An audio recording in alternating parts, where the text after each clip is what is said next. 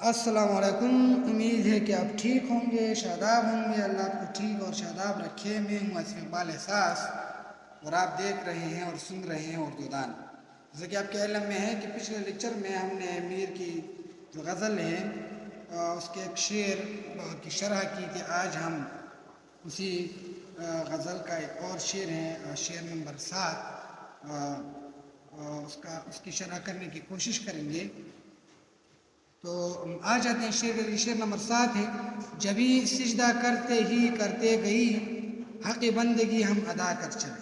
ये शेर है, जभी सिजदा करते ही करते गई, हक़ बंदगी हम अदा कर चले। अच्छा, अब हक़ बंदगी का मतलब होता है बंदगी का हक़, अल्लाह का अपने बंदों पर हक़।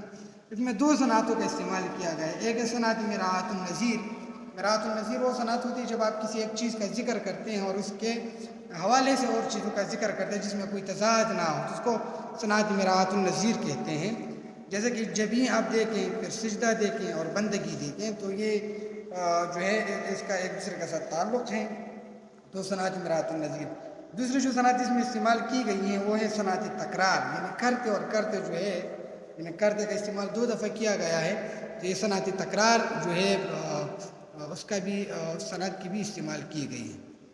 अच्छा, हवाला दे के शहर का नाम मीर है, सिंफ गज़ल है, माखज़ जो है वो इंतखाब कलामी मीर है। शरह अब देखें, मीर ने इस शेर में तसव्वुफ़ का उसलूब अपनाया है।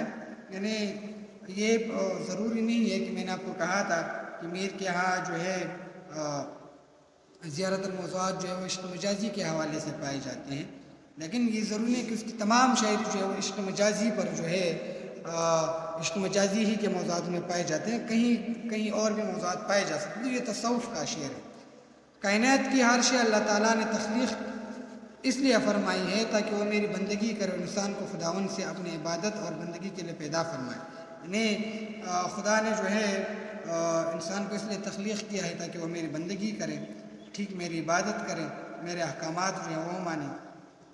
ख़ुसूसन जो उनको पैदा किया गया है तो अपनी बंदगी के लिए पैदा किया गया। लेकिन अफसोस इस बात पर कि इस दुनिया में आकर वो दुनिया की लज़्ज़तों में खो गए और अपना असल मुद्दा और फरीज़ा भूल गए। लेकिन जब इंसान दुनिया में आ जाता है तो जो असल मुद्दा है, असल फरीज़ा है, वो इंसान भूल जाता है। वो दुनिया की रानाइयों में खो जाता है और जो असल मकसद है यानी खुदा की बंदगी करना, उनकी इबादत करना, उनके अहकामात को मानना, तो वो भूल जाता है। अच्छा, मीर इस शेर में अल्लाह ताला की नेमतों और करम नवाज़ी का इतराफ़ करते हुए कहते हैं कि हमारी पेशानी सारी उम्र अल्लाह ताला की नेमतों और करम नवाज़ियों का शुक्र अदा करने के लिए सिजदरीज़ रही। चुनांचे सारी उम्र सिजदरीज़ और इबादत में गुजार कर और उसकी नेमतों का शुक्रिया अदा करके हमने बंदगी का हक़ अदा किया। मीर इस शेर में ये कहते हैं कि जो है मुझे इबादत के लिए पैदा किया गया था और इस ज़मीन पर, इस अर्ज़ पर मुझे इसलिए भेजा गया था ताकि मैं अल्लाह की इबादत करूँ, उनकी बंदगी करूँ। तो क्या हुआ कि मैंने उनकी नेमतों का शुक्र अदा किया, उनके करम नवाज़ियों का शुक्र अदा किया, उनका एतराफ़ किया और मैंने सारी ज़िंदगी अपनी पेशानी जो है वो अल्लाह की इबादत में रगड़ दी और मेरी पेशानी सारी ज़िंदगी जो है वो सिजदा रीज़ी में रही। चुनांचे सारी ज़िंदगी मैंने इबादत की और अपनी पेशानी को सिजदा रीज़ी में रखा और उनकी नेमतों का शुक्रिया हमने अदा किया और अब उसकी जो है मुझे लगता है कि मैंने उसकी बंदगी जो है वो अदा किया। उनकी मुमकिन नहीं है कि हम अगर एक ही नेमत की बात करें तो हम अल्लाह की बंदगी कैसे अदा कर सकते हैं, लेकिन मीर कहने।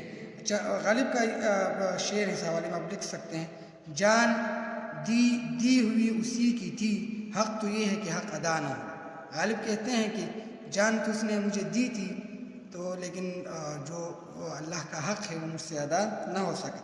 तो मीर ये कहते हैं कि मतलब मैंने सारी ज़िंदगी इबादत में गुजारी और मैंने अपनी बंदगी का हक़ अदा किया। उम्मीद है कि ये लेक्चर आपको समझ आ गया होगा। इंशाअल्लाह अगले लेक्चर में दोबारा आपसे मुलाकात होगी।